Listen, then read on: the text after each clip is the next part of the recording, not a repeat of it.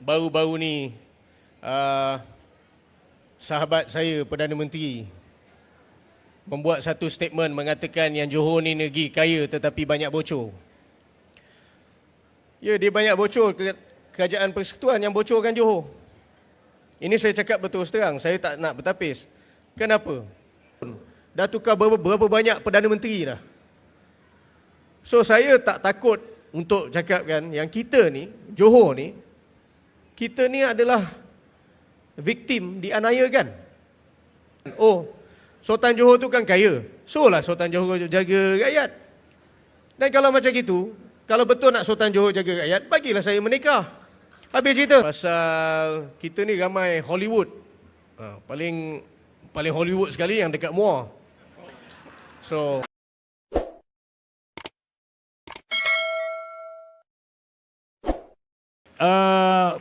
ada anak-anak muda hari ni yang tak tahu erti bangsa Johor tu. Boleh kau definisikan apa bangsa Johor yang anak muda nak tahu ini kau? Jadi kalau kita tengok pada sejarah lah, macam mana masyarakat orang Cina dibawa di negeri Johor untuk membantu almarhum Sultan Abu Bakar membuka ekonomi negeri Johor. Begitu juga dengan orang India.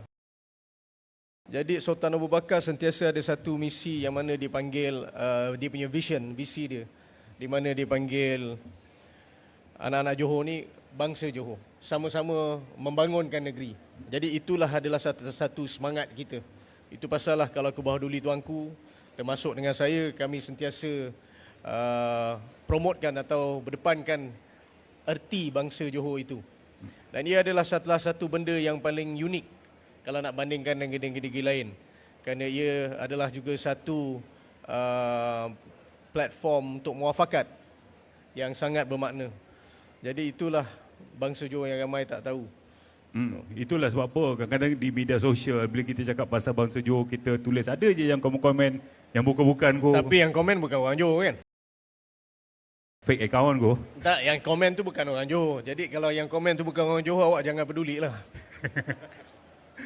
Masuk tinggal kiri, keluar tinggal kanan dia ko. Dengan dunia yang kita tengah hidup dalam sekarang ni, kita perlu memberi tumpuan hanya kita jaga kita. Itu aja. Dan bagi saya banyak lagi kelemahan-kelemahan negeri Johor yang harus diperbaiki. Tetapi ia juga adalah bukan saja tanggungjawab kerajaan negeri, tanggungjawab saya, tanggungjawab anda semua, tetapi juga kerajaan persekutuan kena main lebih peranan untuk membantu pembangunan negeri Johor dan juga kesejahteraan rakyat Johor. Jangan setakat bagi janji-janji kosong apabila nak berkempen aja. Dia kena melaksanakan tugas. So, apabila berkempen memang senang untuk memberi janji-janji manis. Ini bukan ni kepada semua ahli politik lah, minta maaf tu. Tapi apa yang saya cuba sampaikan ni, kita ni kena buat penilaian berdasarkan dengan fakta. Bukan setakat janji-janji manis. Macam buat masa ni, saya ni masalahnya orang kurang senang dengan saya ni pasal saya tak erti bertapis. Saya hanya cakap je. Saya cakap apa yang ada dalam hati saya sampaikan. Kerana saya rasa salah satu sikap yang paling penting sekali, prinsip sebagai Tengku Mahkota Johor dan saya mewakili rakyat yang ada, adalah saya tak boleh bersimpan rahsia. Kalau orang nak terima, orang tak boleh terima apa saya cakap, tak boleh terima.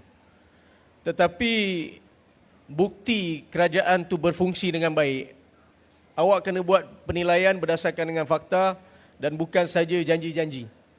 So kita tak boleh membuat satu keputusan dengan secara yang tidak rasional. Kita kena tengok macam mana dia punya performance, macam mana turun padang, macam mana buat kerja, apa pembangunan-pembangunan yang dalam negeri. Ini semua sebelum nak buat sesuatu keputusan tu, tengok benda tu dulu. Kalau nak dengar orang cakap, semua orang boleh janji bulan dan bintang, tapi tak semua orang boleh melaksanakan.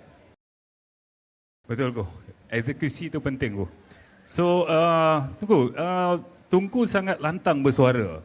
Yang saya sangat terkesan hari ini, bangsa Johor terkesan, yang sangat positif adalah Tunku bersuara tentang pemulangan hasil 25% kepada negeri Johor ko. Sedangkan ada juga projek-projek yang dibawa ke Johor katanya. So, apa pendapat kau? Dia cerita dia begini. macam kalau kita tengok baru-baru ni sahabat saya Perdana Menteri membuat satu statement mengatakan yang Johor ni negeri kaya tetapi banyak bocor. Ya, dia banyak bocor, kerajaan persekutuan yang bocorkan Johor. Ini saya cakap betul terang, saya tak nak bertapis. Kenapa? Projek-projek yang melewat-lewatkan ataupun disekatkan, saya dah alami berdasarkan dengan pengalaman saya. Bukan setakat bercakap teori. Ni praktikal.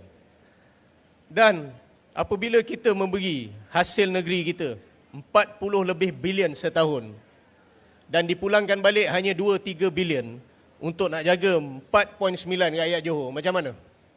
Benda tu tak logik. Itu pasal saya sentiasa sampaikan, walaupun ada beberapa pihak tak senang apa saya cakap, tetapi yang penting 25% ataupun 30% Johor punya hasil patut ada di bumi Johor. Di mana benda tu akan memberi kemudahan kepada kerajaan yang mentadbir untuk mengurus negeri. Boleh berdiri dengan kaki kita sendiri.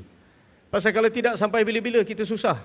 Contoh, takkanlah sekolah nak tukar bumbung di Segamat kena minta kerajaan persekutuan.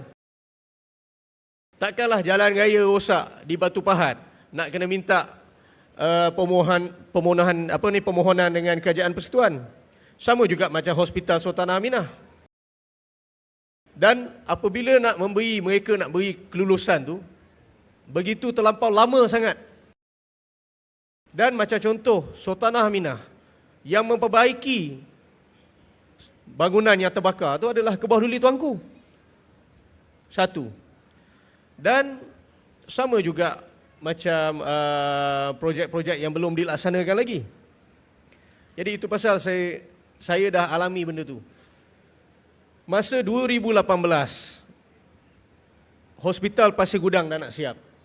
Dapat arahan daripada Putrajaya untuk batalkan hold dulu. Siapa yang susah? Rakyat susah ke orang atasan yang susah? Rakyat yang susah. Saya yang bersuara konsisten untuk 4 tahun. Konsisten untuk buka Hospital Pasir Gudang. Dan hari ini pun Alhamdulillah lah buka. Itu pun dengan separuh saja staf yang bekerja. Doktor tak cukup, kaki tangan pekerja tak cukup. Kelulusan Hospital Sultanah Aminah II pun belum lulus lagi. Jadi benda-benda macam ni yang melewat-lewatkan pembangunan negeri Johor adalah kerajaan persekutuan. Jadi jangan datang sini cakap benda bukan-bukan macam seolah-olah rakyat tak dilayan dengan baik ataupun macam seolah-olahnya kerajaan yang mentadbir tidak membuat kerja. Kerana saya monitor kerajaan saya. Saya pastikan kerajaan ni buat kerja. Kalau tak buat kerja, awak boleh tanya Datuk MB, awak boleh tanya Datuk SS, sampai kadang-kadang pukul 3 pagi pun saya call. Cakap kenapa benda ni belum siap. So saya tak suka janji ataupun cakap dongeng. Saya ni executioner. I like to execute. Apabila ada visi, mesti kita laksanakan. Kerana visi tanpa pelaksanaan adalah satu halusinasi. Jadi this is the problem yang Johor is facing sekarang ni. Inilah masalah yang kita tengah berdepan sekarang ni. Kita berdepankan banyak sangat orang yang suka memberi satu teori tetapi tidak praktikal apa yang boleh dilaksanakan on the ground. Jadi macam contoh Sultanah Aminah. 6 tahun saya bersuara baru dapat peruntukan daripada kerajaan persekutuan. 6 tahun. Dah tukar berapa banyak Perdana Menteri dah. So saya tak takut untuk cakapkan yang kita ni, Johor ni, kita ni adalah victim dianiayakan kerana favoritism, pilih kasih. So this is masalah negeri Johor. Lepas tu ada juga yang membuat satu komen mengatakan, Sultan Johor tu kan kaya. So lah Sultan Johor jaga rakyat. Dan kalau macam gitu, kalau betul nak Sultan Johor jaga rakyat, bagilah saya menikah. Habis cerita.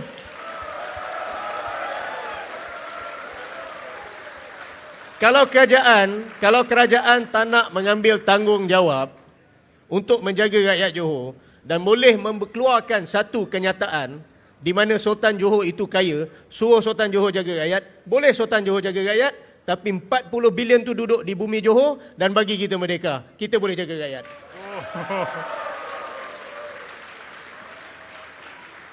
Tetapi senario dia bukan itu. Senario dia kita masih duduk di Malaysia. Betul sekarang ni? Betul. Jadi oleh itu bagi Johor punya cukai hasil negeri duduk di bumi Johor supaya kita boleh menjalankan tugas kita, jaga rakyat dan kurangkan beban kerajaan persekutuan. Apa kita buat adalah win-win situation. Kita bukan nak bermusuh, kita bukan nak berdepan dengan siapa-siapa. Kita bukan nak memberi satu masalah kepada kerajaan yang mentadbir di negara. Tetapi oleh kerana kita ni non-federated state, kita ada federation agreement. Mereka kena jaga kita sebagai partner. Dan kalau kita tengok untung kepada negara pun, kita memain peranan yang penting dalam segi ekonomi.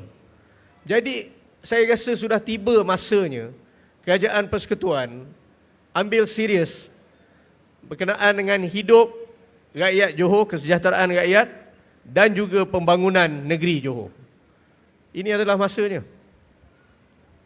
Ampun Tunku, ini satu tak tahu nak rasa macam mana apabila Tunku kata kita mampu berdiri di atas kaki kita sendiri Tunku. Inilah semangat yang patut kita banggakan. Beri kata bukan kepada Tunku. Ya Allah, hai. Betul Tunku. Patut rasa sangat teruja tu dengan jawapan Tunku. Okey, kita nak buka soalan juga Tunku. Ampunkan Tunku, boleh buka Q&A Tunku sedikit. Kepada siapa yang silakan ke depan. Satu soalan je, perkenalkan nama dan satu soalan je. Test. Salam sejahtera Tuanku, nama yang diberi Kishan Nair. Soalan saya, pada pandangan Tuanku, sebagai generasi muda Johor, apakah bentuk kepimpinan yang perlu kami pilih? Pemimpinan yang popular di media sosial ataupun pemimpinan yang benar-benar bekerja dan sentiasa bersama rakyat? Mohon pandangan Tuanku. Sudah tentu kepimpinan yang boleh melaksanakan tugas, yang memberi penuh prihatin kepada rakyat. So awak sekarang ni kita pun ada satu trend anak-anak muda lebih suka dengan populis yang suka berlakon dalam social media dan seterusnya. Kalau nak kita cakap berkenaan dengan sumbangan, awak boleh selidik sendiri, membuat satu research, okey, dengan kawan-kawan ataupun expert ataupun profesor, cikgu, polis, kerajaan negeri, Tuan DO dan seterusnya. Menggunakan semua platform. Jangan percaya cakap saya. Sumbangan terbesar sekali kepada rakyat bangsa Johor adalah daripada keluarga diraja negeri Johor. 100 lebih juta setahun. Peralatan hospital, pembantuan hospital, pendidikan, duit kepada orang miskin, termasuk dengan makanan. Itu juga termasuk dengan orang naik haji. Tetapi awak tak nampak kami mewar-warkan dalam media sosial kerana perbuatan itu adalah ikhlas. Tetapi sebagai ahli politik pun saya rasa sama juga. Mereka terpaksa war-warkan dalam sosial media kerana untuk pastikan ada engagement dengan rakyat dan mereka nampak, awak semua boleh nampak mereka punya kerja keras. Itu saya faham.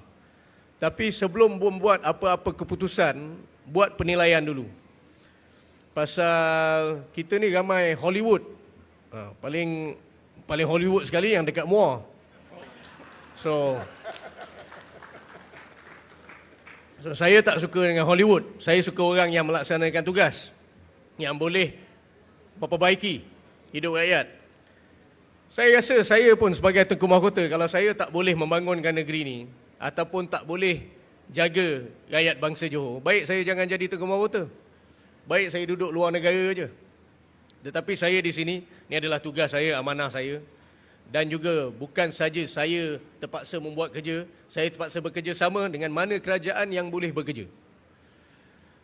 Saya dah ada pengalaman, ni bukan cakap macam yang saya katakan cerita dongeng, ini adalah pengalaman saya bekerja dengan orang yang tak kerti buat kerja langsung.